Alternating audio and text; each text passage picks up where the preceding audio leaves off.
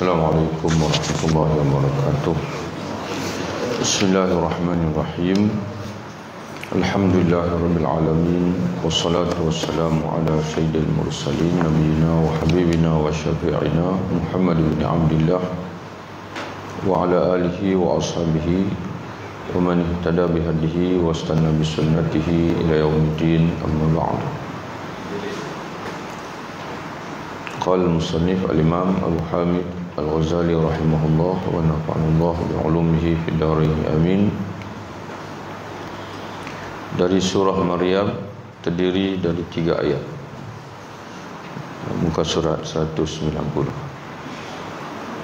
Yakni ayat-ayat jawahir, iaitu ayat-ayat yang berkait dengan mengenal Allah, sama ada zat Allah, sifat-sifat ataupun af'al, perbuatan Allah, iaitulah penciptaan Allah ataupun kejadian-kejadian yang telah dijadikan oleh Allah Subhanahu wa taala dalam surah Maryam, terdiri daripada 3 ayat, yaitu firman Allah, in kullu man fis samawati wal ardi illa atir rahmani abda laqad ahsahum wa addahum adda wa kulluhum atihi yaumal qiyamati farda. Tidak ada seorang pun, in dengan makna ma kullu man fis samawati wal ardi, tidak ada seorang pun di langit dan di bumi kecuali akan datang kepada Tuhan yang Maha Pemurah, yakni Allah Subhanahu wa taala, selaku seorang hamba. Datang di sini kata ulama dalam tafsir, iaitu pada hari kiamat. Tidak ada seorang pun yang hidup di langit ataupun di bumi. Yang di langit iaitu para malaikat, dan di bumi jin dan manusia, melainkan semuanya pada hari akhirat akan tampil kepada Allah amdan, sebagai hamba. Walaupun di dunia dia tidak pernah mengaku dia sebagai hamba Allah Ta'ala, tapi di akhirat semuanya akan hadir, termasuk makhluk-makhluk yang diangkat oleh manusia sebagai Tuhan, berhala-berhala dan sebagainya. Termasuk dalam tafsir menyatakan termasuk Nabi Isa sendiri yang dianggap sebagai anak Tuhan oleh orang Kristian, dan Uzair dianggap sebagai anak Tuhan. Maka di akhirat nanti semuanya akan terdedah bahwasanya tidak ada Tuhan melainkan satu, iaitu Allah. Semuanya akan datang kepada Allah amdan, dalam keadaan hamba. Dan sifat hamba ini iaitu zalilan khadi', hina dan juga terpaksa tunduk. Kemudian laqad ahsahum, sesungguhnya Allah telah menentukan jumlah mereka. Ahsahum wa addahum, dan menghitung mereka dengan hitungan yang teliti. Adda wa addahum adda. Kata ulama dalam tafsir, maksud ayat ini ialah alimahum kullahum fala yakhfa alaihi ahadun wala yafutuhu. Maknanya Allah mengetahui sekalian makhluk. Itu maknanya Allah menghitung. Sesungguhnya Allah telah menentukan jumlah mereka dan menghitung mereka, yakni menghitung mereka dengan hitungan yang teliti. Makna Allah mengetahui sekalian makhluk. Tidak ada seorang pun yang luput daripada pengetahuan Allah Ta'ala. Dan tiap-tiap mereka akan datang kepada Allah pada hari kiamat fardan, dengan sendiri-sendiri, bersendirian.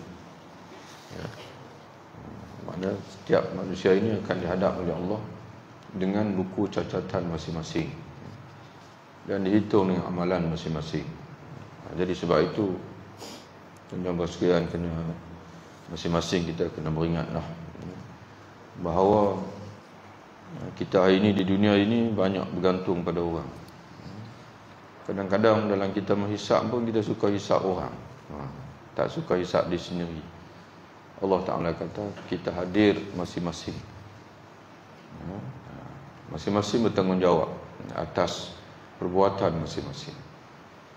Jadi kerana itu, walaupun kita dalam masyarakat Melayu ini kita berpegang dengan fatwa dalam mazhab kita Syafi'i, orang hidup boleh bantu orang mati dengan tahlilnya dan sebagainya. Bahkan mana bukan fatwa, itu fatwa dari segi perbezaan tu dari segi baca Fatihah, tahlil, selawat. Tapi ada di sana yang disepakati oleh ulama, tidak ada khilaf. Sembahyang jenazah, sembahyang jenazah bukan jenazah yang sembahyang, kita sembahyang.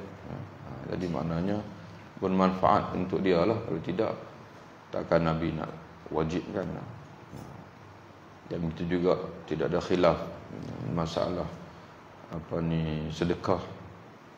Tidak ada khilaf, semua ulama kalau kita bersedekah untuk orang dah meninggal sampai sedekah. Dan itu juga fidyah. Dalam hadis Nabi menyebutkan, barang siapa yang mati, man mata wa alaihi siyamun sama anhu waliyuhu, barang siapa yang mati dengan meninggalkan puasa, hendaklah ahli keluarganya berpuasa untuk dia ataupun mereka bayar fidyah. Di mana itu pun tidak ada khilaf sampai doa, tidak ada khilaf istighfar. Sebagaimana Nabi pernah menghantar satu jenazah Ansar yang meninggal, sebaik selesai dikumikan, Nabi pun kata, was'alu lahu istaghfiru li akhikum was'alu lahu tathbit fa innahu al'an yus'al. Minta ampunlah kamu sekalian untuk saudara kamu ini dan mintalah daripada Allah keteguhan untuk dia kerana dia akan disoal sebentar lagi. Jadi tidak ada khilaf. Tapi kita kena ingat tuan-tuan sekalian, apa yang orang lain buat untuk kita itu sampingan saja. Yang sebenarnya ialah apa yang kita buat untuk kita. Sembahyang kita, puasa kita, bacaan Quran kita. Dan lagi pun orang tuan-tuan sekalian, dia lama mana sangat nak ingat kat kita. Anak-anak pun dia teriak lah Ustaz. Itu pun tak tahulah teriak sungguh ke tak. Tak teriak suka ke apa, Allahu'alam. Tapi kita sangka baiklah anak-anak kita ni, insya-Allah, tuan-tuan sekalian. Tapi tak lama dia ingat kat kita. Tapi apa yang kita buat itu akan tahan lama sampai di sana nanti. Akan bersama kita dalam buku kita, akan melekat pada roh kita. Sebab itu kata ulama, bila ditimbang nanti di akhirat, 3 yang akan ditimbang. Berdasarkan ulama simpulkanlah. Yang pertama buku.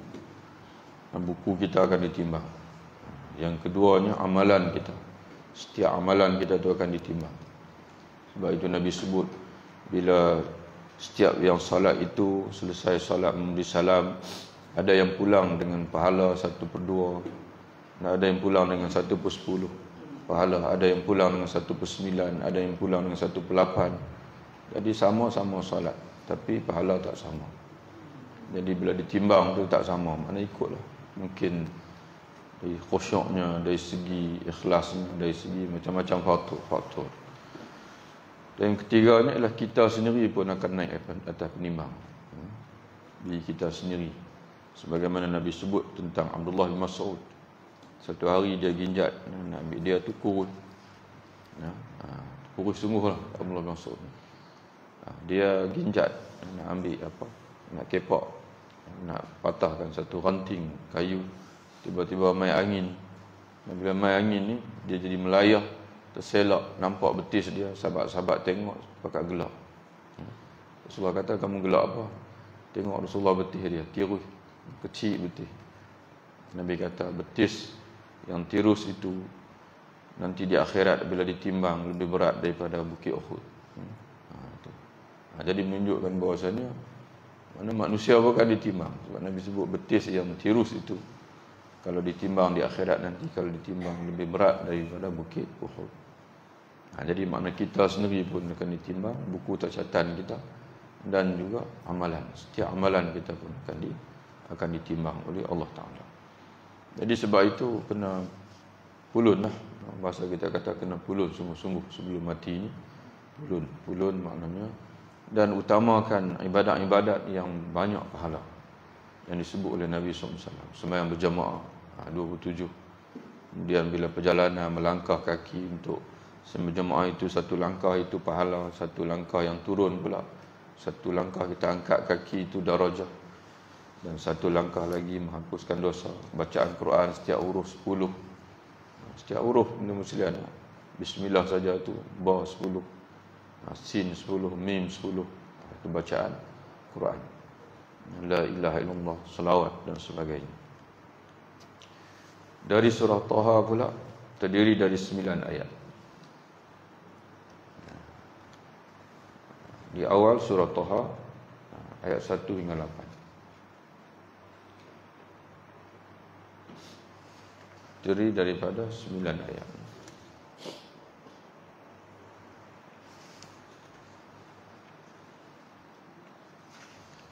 Tapi kalau kita kira lebih 9. Allah a'lam bishawab. Mungkin kena tengok dalam bahasa Arab teks yang asal. Lebih 9. Awal surah Taha 8, kemudian nanti kita kira nanti berapa. Iaitu firman Allah Taha, sebagaimana biasa kita jumpa tuan sekalian pada ulama bila alif lam mim, alif lam ra, begitu juga Taha dipanggil al-huruf al-muqatta'ah, huruf-huruf potongan di awal Quran. Kalau dalam tafsir Al-Jalalain Imam Suyuti dan juga Jalil Mahalli, dia standard daripada awal Quran sampai hujung jumpa saja dengan Taha, alif lam mim, nun, qaf. Maka mereka akan sebut Allahu a'lamu bimuradihi bizalik. Allah lah yang mengetahui, yang lebih mengetahui apa maksudnya. Ada maksud tapi Allah Ta'ala sembunyikan. Dia yang maha mengetahui. Tapi di sana ada juga ulama yang mentafsirkan, di antaranya dalam tafsir Al-Wajiz Imam Al-Wahidi dan juga tafsir-tafsir yang lain. Taha ini adalah maknanya ya rajulun, wahai lelaki, iaitu Nabi Muhammad. Itu tuan-tuan duk mana kita baca qasidah ya Taha, itu maknanya Nabi Muhammad. Ada ulama yang mentafsirkan Taha yakni rajul, wahai lelaki, yakni Nabi Muhammad sallallahu alaihi wasallam. Allah Taala manggil Nabi Muhammad sallallahu alaihi wasallam. Ma anzalna alaika, tidak kami menurunkan ke atas kamu, tidak kami menurunkan Al-Quran ini kepadamu wahai Muhammad, wahai Taha, yakni Nabi Muhammad sallallahu alaihi wasallam, melainkan agar kamu menjadi, tidak kami menurunkan Al-Quran ini kepada kamu wahai Muhammad sallallahu alaihi wasallam agar kamu menjadi susah, tetapi kami menurunkannya sebagai peringatan bagi orang yang takut kepada Allah, iaitu kitab yang diturunkan dari Allah yang menciptakan bumi dan langit yang tinggi. Inilah kehebatan Quran. Karena Quran yang menurunkan Al-Quran ini adalah zat yang sama yang menciptakan sekalian alam ini. Jadi sebab itu para ulama menyatakan bahawa tanda-tanda kebesaran Allah dipanggil al-ayat. Al-ayat ada dua jenis. Ayatullah al-Quraniyah, ayat Allah yang berupa wahyu dia, itu Quran, dan juga ayatullah al-Kauniyah, ayat-ayat Allah yang berupa al-Kaun dipanggil. Al-Kaun ini kejadian-kejadian di alam ini.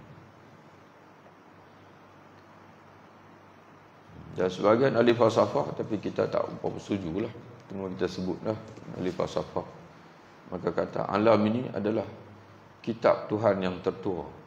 Bahasa falsafah itulah. Tapi kita kitab ni mana Quran, Taurat, Injil. Kalau kita terima yang tu, takut sekali dia duk kira dengan kitab alam saja. Kitab yang Tuhan tu tak baca. Dia kata orang tanya dia, kamu tak baca Quran? Saya baca kitab yang tertua. Itu yang kita tak boleh nak mudah-mudah nak menerima kalau suatu ungkapan itu daripada ahli falsafah ke daripada apa, kena kaji dulu. Kalau nak terima tu betul ke tidak ungkapan tu. Tapi ada ahli falsafah, bukan siapa ahli falsafah Islam, mana ada lama dia panggil ahli falsafah. Kitab Tuhan yang paling tua adalah alam ini. Maknanya kalau Allah Ta'ala tak turunkan kitab pun, bila manusia merenung alam ini, maka dia akan mengaku bahasanya alam ni ada pencipta. Cuma datang kitab itu kalau kita nak terima lah. Maknanya kalau kita ni, walaupun alam ini boleh menyebabkan, boleh menyampaikan kepada akal manusia bahasanya alam ini ada Tuhan, Tuhan ni ada, tapi dia tak akan boleh kenal Tuhan itu siapa, melainkan dengan Allah Ta'ala mengutuskan Rasul bagi tahu Tuhan itu Allah. Dan sifat Tuhan tu macam mana, apa yang Tuhan nak, itu manusia tak akan boleh sampai dengan akal. Kalau itu betul lah. Tapi kalau lah dengan adanya alam ni manusia tak perlu pada kitab Quran dan sebagainya sebelum Quran itu Taurat Injil, itu pemahaman yang sesat lah. Kemudian cuma tuan-tuan sekalian, di awal ayat ini ada kisahnya. Kenapa Allah Ta'ala sebut kami tidak menurunkan Al-Quran ini kepadamu agar kamu jadi susah? Kenapa Allah Ta'ala sebut begitu? Kerana tuan-tuan sekalian, ini sebenarnya merupakan satu teguran kepada Nabi SAW. Dalam tafsir menceritakan ditashqa, yakni untuk kau menjadi penat. Kerana lima fa'alta ba'd nuzuli, kerana Rasulullah ini sebaik turun Quran, dia bangun malam itu terlalu lama sampai dia tu letih. Tu Rasulullah sampai letih. Lalu Allah Ta'ala menegur, wahai Muhammad, kamu ringankan sedikit ibadat malam kamu. Ini kata Imam Suyuti, maksud ayat ini ialah khafif an nafsika, wahai Muhammad, ringankanlah diri kamu. Tidak kami menurunkan Quran ini semata-mata untuk kamu baca pada waktu malam dengan begitu panjang. Tapi sebaliknya kamu kena bahagi dua. Malam Quran, siang itu kamu kena sampaikan peringatan dengan Al-Quran itu. Jadi begitulah Nabi SAW. Bila dia, maknanya sejak dia berturun Quran, maka dia bangun malam itu terlalu lama sehingga menyebabkan dia menjadi berat atas diri dia sendiri dan atas kasihan belas Allah Subhanahu Wa Taala itu. Allah menurunkan ayat ini dan menasihatkan baginda supaya sederhanakan malamnya itu, supaya pada siang hari dia boleh memberi penumpuan kepada tazkirah, peringatan. Karena Quran ni ada dua, untuk ibadat, dibaca untuk ibadat, yang kedua ditadabbur, untuk diambil peringatan. Tapi kita tak timbul lah tuan-tuan sekalian, sembahyang malam pun tak. Rasulullah ni sampai nak kena tegur. Sahabat-sahabat pun sama juga. Nabi terpaksa tegur tuan-tuan sekalian. Nabi terpaksa menasihatkan mereka supaya sederhanakan bacaan Quran itu, jangan banyak sangat. Kamu kena tunaikan hak-hak isteri, hak-hak orang lain dan sebagainya. Tuhan diturunkan dari Allah yang menciptakan bumi dan langit yang tinggi, yaitu Tuhan yang Maha Pemurah, yang bersemayam di atas arasy. Jadi sebagaimana kita sebut sebelum ni tuan-tuan sekalian, sebaiknya tak perlu terjemah. Bersemayam dulu. Kita kekal saja yang beristiwa di atas arasy dengan makna istiwa yang layak bagi Allah, dengan makna yang layak bagi Allah Ta'ala. Kerana bersemayam ni dia sudah menjadi tafsir yang kita pun tak tahu betul ke tidak. Istiwa itu makna semayam. Kerana kita mazhab Asy'ariyah, Tuhan tidak ada tempat, tak boleh kita nak sebut Tuhan itu istaqarra. Kerana asal makna istawa, makna istaqarra, menetap. Dan bahasa Arab dan tuan-tuan sekalian, dia ada dua. Ada ketika difahami dengan makna hakikat, hakiki, dan ada ketika difahami dengan makna majas. Majas. Contoh orang Arab sebut, dia kata khatabanal khatab, apa ni, ja'anal asad. Kita kata datang kepada kami singa. Datang kepada kita singa. Tengah-tengah duduk sembang tu ada seorang sebut ja'anal asad, singa dah mai. Ni kita nak faham apa? Singa betul ke? Singa dalam bentuk majas. Kalau singa betul tuan-tuan sekalian duk temu lagi. Wah, terbang. Maknanya majas dia panggil. Seorang yang berperwatakan dia bengis ke, ikutlah kalau kita nak, kalau maksud kita tu baik, maknanya orang yang tegas. Tapi kalau kita nak kata kepada kawan-kawan kita yang lain tu, maknanya dia tu peribadi yang tak suka, maknanya orang yang bengis. Maknanya kita sembang tu mai dah, singa mai dah. Itu begitulah, bahasa Melayu pun ada, bahasa Arab pun ada. Tak tahu bahasa Melayu, bahasa wallahu a'lam, tapi bahasa Arab begitu, ja'anal asad. Ja'anal asad. Tala'al badru alaina, dalam qasidah, telah muncul bulan purnama ke atas kami. Tak kala bulan betul itu muncul, bulan muncul silang jatuh bumi. Maknanya Rasulullah seumpama bulan. Jadi begitu juga istawa al-arsy dalam bahasa Arab boleh difahami dengan dua. Jadi sebab itu, oleh kerana dalam di sana ada ayat Allah Ta'ala menyebutkan laisa kamisli syai', tidak serupa dengan dia sesuatu pun. Jadi Allah Ta'ala ni, apa yang terdetik dalam akal kamu Allah, itu bukan Allah. Karena manusia ini, apa yang terdetik dalam pemikiran manusia yang dikaitkan dengan gambaran-gambaran, itu dipanggil takhayul, dipanggil khayalan. Dan manusia itu khayalan. Jadi Allah Ta'ala ni tak dapat dikhayalkan.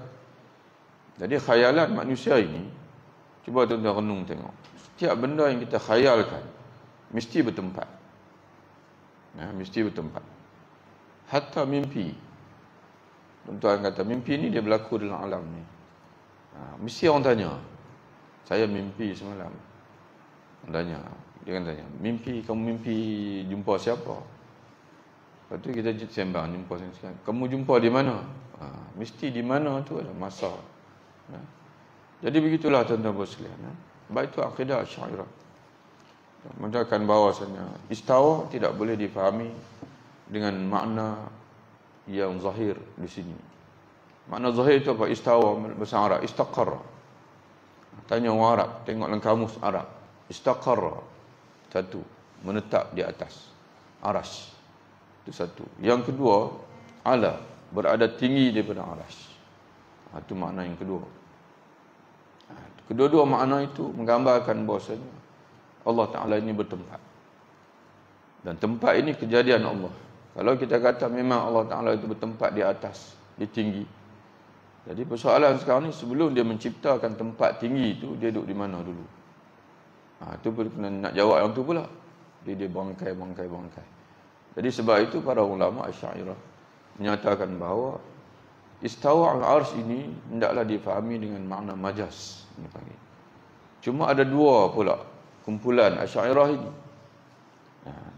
Maknanya makna hakiki, makna dengan istawa dengan makna menetap, tak boleh difahami, tak boleh kita sebut pada Allah Ta'ala. Dengan makna tinggi, meninggi daripada aras pun tak boleh, sebab dia menggambarkan bertempat juga, tinggi, lawan tinggi bawah. Habis makna apa dah tak boleh makna itu. Maka salaf Asy'ariyah, versi salaf kata, tak perlu kita nak sibuk-sibuk. Kita sebut saja begini, istawa dengan maksud yang layak bagi Allah. Sebut begitu saja. Makna apa? Wallahu a'lam. Tapi versi khalaf pula, kita cari yang dekat. Cari makna yang dekat, yang muhkam. Kerana muhkamat Allah Ta'ala sendiri dalam surah Ali Imran, ayat yang muhkamat. Ayat muhkamat tu apa dia? Maka di sana ada dalam bahasa Arab yang ditafsirkan istawa dengan makna istawla, yang dia menguasai, mentakbir, menguasai, dia panggilnya. Maknanya apa tuan sekalian? Allah Ta'ala nak isyaratkan kepada kita bahawa Allah Subhanahu Ta'ala ini, dia cipta dan dia tak tinggal. Karena ada sebahagian hatta ahli falsafah ini yang menyatakan Allah Ta'ala dia dah, tugas dia sudah selesai. Dia mencipta alam ini Dan sekarang ni dia biarkan alam ini berjalan dengan sendiri. Allah Ta'ala menyatakan tidak. Alam yang paling besar apa dia? Arash. Kita biasa silam dah sebut dah. Dalam hadis Nabi menyatakan bahawa bandingan arash dengan kursi, ada alam dia 3, arash, kursi, langit dan bumi. Bandingan kursi dengan arash seumpama sebentuk cincin yang dilempar di padang pasir yang luas. Padang pasir yang luas itu arash, sebentuk cincin yang kecil itu adalah kursi. Dan bandingan sekalian langit dan bumi dengan kursi sama juga. Iaitu sebentuk cincin itu langit dan bumi 7 lapis, dan langit padang pasir itu kursi. Itu bayangkanlah bandingan langit dan bumi dengan arash pula. Debu pun mungkin tak sampai. Jadi bila Allah Ta'ala kata istawa an arsy, besi Khalaf kata istawa dengan makna memtakbir, memerintah. Kalau Allah tidak meninggalkan arash yang begitu luas, berjalan sendiri tanpa pentakbiran, bermakna dia mentakbir semua alam dia. Kerana langit dan bumi terlalu kerdil, dia panggil. Itu dia panggil tafsiran. Mai orang kemudian ni, tuan-tuan sekalian, dia baca satu, kita tak ada masalah, tuan-tuan sekalian. Pada ulama dia khilaf. Begitu pandangan begini dan sebagainya. Tapi jangan kita baca satu kitab seorang ulama lalu kita menjadi ta'assub, dia panggil. Seolah-olah ulama-ulama yang lain tidak ada, tidak wujud.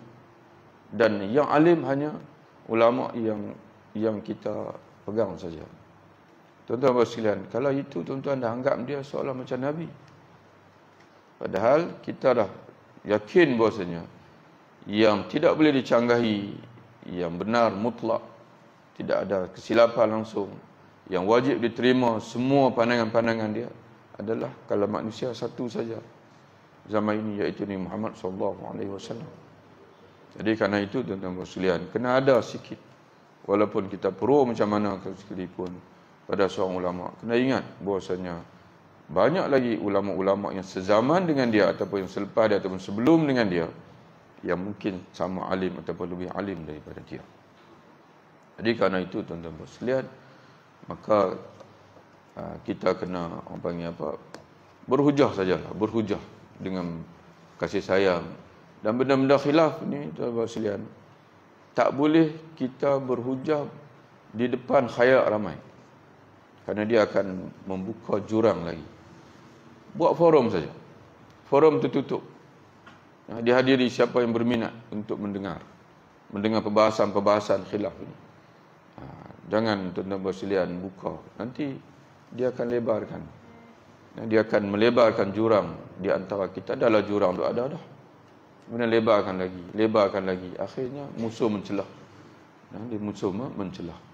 Tapi tuan-tuan sekalian, nak buat macam mana orang zaman hari ini, dia dah pakai falsafah. Dia pakai satu falsafah orang Arab. Satu ungkapan orang Arab sebut, dia kata khalif tu'raf. Kamu buat bagi beza, nanti orang akan kenal kamu. Itu tuan-tuan sekalian, buat maknanya bagi beza semata-mata nak bagi beza, supaya nanti orang kenal kita, famous lah kita. Tuan-tuan sekalian, famous tak berbaloi, tuan-tuan sekalian. Kita famous, kita seorang, tapi kita mencederakan umat. Mencederakan umat. Kita menyebabkan umat kita sibuk dan tak berfikir dalam isu-isu yang lebih penting, banyak lagi tuan-tuan sekalian untuk difikirkan. Itu kita hurai bila siba masa istawa al-arsy ni, kita terpaksa hurai panjang sikit, supaya orang kita ni dia faham duduk di mana. Di mana pendapat khususnya dia panggil pendapat daripada aliran al-Asy'ariyah. Kemudian kepunyaannya lah semua yang ada di langit, semua yang di bumi. Tengok tuan-tuan sekalian, Allah Taala kait dengan arash, istawa al-arsy, dengan dia menegaskan kepunyaannya lah. Maknanya menunjukkan bahasanya tidak salah ulama khalaf yang menyatakan bahawa istawa al-arsy dengan makna dia mentakbir arash. Kerana arash yang begitu besar dia takbir, maka termasuk juga langit dan bumi ini Allah tidak biarkan. Sebabnya dia sedang mentakbir sekarang ni. Dia bukan memati saja. Bahkan apa yang kita lakukan dalam sekalian, semuanya akan dihisap oleh Allah di akhirat. Semua yang ada di antara keduanya dan semua yang di bawah tanah, bukan atas tanah saja, di bawah tanah. Dia tak ambil cacing, tuan-tuan sekalian. Air, berapa galen air ada di bawah tanah. Semua ditakbir. Semua dipunyai oleh Allah Subhanahu wa taala. Dan jika kamu mengeraskan ucapanmu, maka sesungguhnya dia mengetahui rahsia dan yang lebih tersembunyi. Jadi ini pula berkait dengan ada di kalangan sahabat-sahabat. Bila semayang malam itu, dia baca dengan terlalu kuat. Lalu ditegur oleh Allah Subhanahu Wa Taala. Kalau kamu baca kuat ke, baca pelan ke, Allah Taala tahu, Allah Taala dengar. Mana baca tak perlu saja. Jadi sebab itu Nabi SAW pernah mendengar ada seorang sahabat dia baca kuat sangat. Nabi kata pelan sikit. Ada seorang pula baca sampai tak dengar langsung. Nabi kata kuatkan sikit suara tu. Jadi sebab itu para ulama kita beri fatwa bahawa kita salat ni, kita baca sekira-kira telinga kita dengar. Ni kadang-kadang tuan-tuan sekalian dia baca sampai orang sebelah kata, Ustaz, dia kalau saya sembahyang belah dia, saya tak baca dah Fatihah pakai dia saya baca. Dia baca tu sampai masuk sebiji-sebiji dalam telinga saya. Tuan-tuan sekalian, mulut kita dengan telinga kita ni dekat ni. Pendek ni, sejengkai ni. Baca agak-agak lah. Jangan baca kuat sangat sampai orang sebelah, 3 orang sebelah kita boleh tumpang Fatihah kita. Itu sudah dianggap sebagai mengganggu. Kemudian kita kata, takkan terganggu baca Quran. Jangan tuan-tuan muslimin. Nabi sendiri pernah menegur. Nabi duduk depan. Habis sembahyang Nabi tanya, siapa yang baca kuat belakang tadi ni mengganggu aku dalam solat. Mana Nabi duduk depan pun, Nabi sendiri tuan-tuan sekalian, Nabi bila bunyi suara tu terganggu. Itu Rasulullah, kalau orang lain lagi-lagilah. Jadi sebab itu dari segi adab tuan-tuan sekalian, imam ni dia kena beralih tengok belakang. Kalau ada masbuk dia pelan sikit. Kadang-kadang imam kita ni dia tak kira lah, dia bagi ranggah terus ya. Mana kena hormati, kena, sebab tuan-tuan sekalian, bacaan kita itu hanyalah lepas sembahyang tu dia panggil yang pertama bacaan sunat saja, zikir lepas sembahyang. Tapi dia tu tengah sembahyang tu dipanggil dia sedang melakukan bacaan-bacaan yang lebih utama daripada kita. Ia jangan ganggu dia. Mana pelan sikitlah, kena balik tengok. Tapi kalau semua dah habis dah sembahyang, tak ada masbuk, tak apalah. Dah kita dah sepakat sama. Boleh tuan-tuan sekalian, maknanya kena pelan sikit tu bacaan tu. Jangan sampai kita mengganggu dia. Begitu juga bila kita tengah baca Quran dalam solat, dalam surau, dalam masjid, datang orang masuk, kita kena pelan sikit suara tu. Jangan kita kata, siapa suruh dia main sayuk? Saya main dulu. Tak boleh lah. Sebab asal-asal masjid, asal-asal musola dibina untuk apa? Untuk apa tuan sekalian? Untuk sembahyang. Asal-asalnya dibina untuk sembahyang. Sebut saja masjid, surau. Dalam kepala orang bina masjid surau tu, mula pertama kali yang ada dalam kepala ialah sembahyang. Bukan baca Quran, bukan ini dan sebagainya. Jadi sebab itu orang lain kena bertolak ansur. Kemudian ada yang pula tanya pula, tuan-tuan sekalian, habis kuliah macam mana? Kalau tuan-tuan tanya yang tu, kalahlah kita. Jadi sebab itu kita minta kalau orang yang dia datang waktu kuliah tengah berjalan tu, maknanya elok kalau dia sembahyang dululah di rumah dia, kalau sembahyang fardu. Sembahyang dulu di rumah dia. Ataupun singgah dulu tempat lain yang tak ada kuliah, sembahyang dulu. Kalau dah tahu sayuk, jangan dipanggil mai sembahyang di tengah orang kuliah, kerana sedia maklum bahasanya kuliah ini dia nak berhenti jenuh lah tuan-tuan sekalian. Begitulah keadaan dia. Sebab itu tuan-tuan sekalian, tuan-tuan perasan tak? Kalau di Masjid Nabawi dan Masjidil Haram, oleh kerana tempat itu memang ramai orang ulang alik masuk dan sebagainya, kuliah tidak ada yang menggunakan speaker besar kecuali khutbah. Datanglah ulama besar mana sekalipun, dia akan guna speaker yang kecil, yang untuk orang yang hadir dengan tujuan nak dengar kuliah saja. Dalam sekitar 100 orang, 200 orang dia panggil speaker khas. Dia tak pernah guna. Datanglah mufti ke apakah menyampaikan kuliah, melainkan hanya dia pakai speaker kecil. Dia tak pernah pakai speaker besar itu, kerana nanti akan mengganggu orang lain yang sememang yang datang untuk ibadat, untuk yang i'tikaf, untuk sembahyang dan sebagainya. Tapi kita sedia maklumlah masjid kita kecil, surau pun kecil. Maka bila ada kuliah ni, mana orang yang solat itulah, kalau dia rasa dia terlewat, maka elok dia sembahyang tempat lain dulu, ataupun dia sembahyang di masjid, di rumah dan sebagainya, untuk mengelakkan dia terganggu dengan bunyi suara ustaz mengajar dan sebagainya. Tapi kalau dia datang sembahyang juga, apa masalahnya? Tak ada masalah apa, tuan-tuan sekalian. Tak ada ulama kata kalau kita sembahyang di tengah orang kata apa, hingar-bingar kebisingan itu sah. Tak sah. Tak timbul persoalan itu, sah tetap sah. Cuma takut kita lah terganggu, tak dapat nak jaga khusyuk dalam solat. Maka lebih baik sembahyang di rumah, dah sayup sembahyang di rumah, kemudian barulah datang untuk dengar kuliah di masjid. Kemudian dialah Allah, tidak ada Tuhan yang berhak disembah melainkan Dia. Dia mempunyai al-asma al-husna, nama-nama yang terindah. Al-husna ini muannas bagi al-ahsan. Bagi orang yang mengaji bahasa Arab, tuan-tuan bersilang, dia ada isu tafdil. Contoh dia panggil, kita nak kata pada kawan kita, afdalun nas. Kalau dia lelaki, afdal, orang yang paling afdal. Di kalangan kami ni dialah yang paling afdal. Tapi kalau muannas, kalau perempuan, dia panggil al-fudla. Al-fudla, al-ahsan, al-husna kalau muannas. Tak boleh, sebab al-asma itu jamak taksir, dia muannas. Dia disebut al-asma al-husna. Kalau satu, al-ismu al-ahsan. Jadi maknanya nama-nama, dia mempunyai nama-nama yang terindah. Dalam surah Al-A'raf, Allah Ta'ala sebut guna nama-nama Allah yang terindah ni untuk apa? Untuk apa, tuan sekalian? Allah Ta'ala kata fad'uhu biha, maka sembahlah Allah. Dakwah dengan makna doa, dengan makna sembah. Sembahlah Allah dengan nama-nama yang terindah itu, iaitu yang pertama sekali, kamu kenal Allah. Kenal Allah dengan mentadabbur nama-nama dia yang terindah, dan kemudian kamu beribadah dengan Tuhan yang kamu kenal itu. Jadi sebab itu, tuan-tuan sekalian, bila kita banyak mengkaji, mentadabbur nama-nama Allah, ibadat kita akan menjadi semakin sempurna. Sebagai contoh, bila kita bertemu dengan nama Allah Ta'ala As-Sami' Al-Basir, Tuhan yang maha mendengar, maha melihat, maka itu akan menimbulkan ikhlas.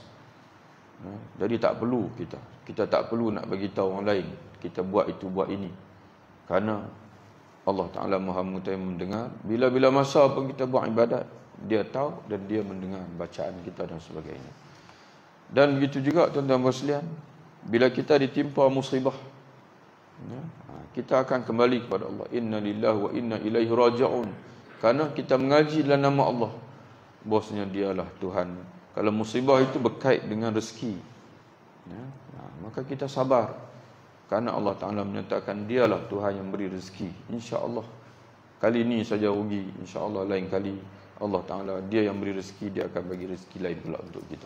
Jadi begitulah, tuan-tuan sekalian, bila kita baca tadabbur, itulah yang menyebabkan ibadah kita itu semakin berkualiti. Tapi oleh sebab jarang-jarang dengar nama Allah, jarang-jarang mengaji sifat Allah, itu yang menjadikan ibadat biasa begitu saja. Ada ikhlas, kebetulan ada ikhlas, kebetulan tak ada pun tak ada. Tapi yang tahu, yang pasti saya sembahyang tak nak tinggal. Yang tu saja dia tahu. Bagi salam puas hati, lega dah, boleh nak buat apa boleh dah. Nak lena pun boleh dah. Nak tengok TV pun boleh dah. Dia tak tanya langsung, tadi sembahyang tadi ni berapa peratus kamu ingat Allah Ta'ala? Dia tak tanya yang tu. Sebab tak hadir, Allah Ta'ala tu tak hadir dalam hati dia, kerana dia jarang-jarang dia panggil kenal. Sebab itu, tuan-tuan sekalian, kita nak ukur bila kenal lagi seronok. Betul ke? Kalau lagi kenal lagi seronok. Kita, tuan-tuan sekalian, kalau jumpa orang lain biasa-biasa saja, tapi kalau anak kita balik, tuan-tuan sekalian, jadi macam mana kita? Tambah ada cucu pula tu, kuliah pun tinggal. Kuliah pun tinggal. Sebab apa tuan sekalian? Sebab seronok dengan cucu. Tak apalah tuan sekalian, normal. Tapi jangan duduk tinggal manjang. Maknanya sekali-sekala dah nak buat macam mana cucu balik, nak raih dan sebagainya. Sebab apa tuan sekalian? Sebab kasih. Sebab apa kasih? Dia hidup dengan kita lama. Kalau mak pula, dia mai daripada dia. Anak tu lahir daripada dia. Sekarang ni tuan-tuan sekalian, kita ni datang daripada Allah. Kita ni Allah Ta'ala yang jadi. Tapi sebab apa? Tak timbul perasaan seronok bertemu dengan Allah. Sama macam seronok anak balik bertemu dengan kawan. Contoh kalau kawan-kawan yang baik, setiap kali jumpa dia belanja serik. Kita duk kira nak jumpa selalu dia. Kalau boleh berjumpa, seronok. Baik, orang baik dengan sekalian. Jadi begitulah. Bila kita kenal, banyak kita sebut, selalu berzikir, banyak kita melihat nama-nama Allah, kita kenal Allah, itu yang menimbulkan perasaan zauq kita tu. Perasaan seronok kita. Kalau ahli-ahli sufi tuan-tuan sekalian, makan pun tak mau. Makan pun tak seronok. Dia tinggal habis semua makan ke apa semua. Sebab apa? Dia tenggelam dalam kelazatan dia bersama dengan Allah Ta'ala. Dan terakhir sekali tuan-tuan sekalian, Allah Ta'ala menyebutkan dan tunduk. Dialah, tidak ada Tuhan yang berhak disembah melainkan dia mempunyai asma Allah al-husna, nama yang baik. Terakhir sekali kita sebut tadi satu baru nama-nama Allah itu. Berdoalah, sembahlah Allah dengan nama-nama itu, dan fad'uhu biha, doa juga memberi makna mohonlah. Mohonlah hajat kamu kepada Allah dengan menggunakan nama-nama itu. Yang ini bertawassul dengan nama-nama Allah. Bertawassul dengan nama Allah Ta'ala. Jadi kata ulama, bila Allah Ta'ala ada 99 nama, menunjukkan bahawa hamba-hamba dia ni ada 99 masalah. Tuan-tuan tu balik tengok, cari nama-nama Allah 99 itu, tuan-tuan tulis tepi itu. Bila Allah Ta'ala ni ada nama dia Tuhan yang Maha Kaya, makna kita ni maha miskin. Bila Allah Ta'ala itu ada Tuhan nama yang menyembuhkan, maknanya kita, penyakit kita ni sentiasa ada penyakit. Jadi berdoalah dengan nama-nama Allah itu, ambil mana-mana satu. Tuan-tuan mengalami sakit, doa yang paling sesuai dengan tuan-tuan ialah menggunakan nama Allah Asy-Syafi. Kalau tuan-tuan mampu menghafal, hafallah. Allahumma rabban nas azbil ba'sa ishfi wa anta syafi la shifa illa shifa'uka shifaan la yughadiru saqaman. Itu contoh Nabi guna nama tu. Kalau tuan-tuan menghadapi susah, dia panggil anak yang degil sebagai contohnya, tuan-tuan berzikir dengan nama Allah Ta'ala. Di antaranya Ya Fattah, Ya Fattah, Tuhan yang membuka. Niatlah hati, Ya Allah, bukakan hati anakku itu, bagilah dia masuk iman dalam hati dia. Gabungkan dengan Ya Allah Ya Fattah, Ya Allah Ya Fattah. Dan dalam Quran ni dia selalu gabung dua, Ya Aziz Ya Hakim, Ya Rahman Ya Rahim, Ya Ya Ghani Ya Hamid. Itu dua Allah Ta'ala gabung. Tuan-tuan tengoklah dalam gabungan-gabungan tu. Jadi berzikir, banyak berzikir tuan-tuan sekalian dengan nama Allah itu, sambil menghadirkan hajat kita ataupun niat kita itu. Wallahu a'lam bishawab. Assalamualaikum warahmatullahi wabarakatuh.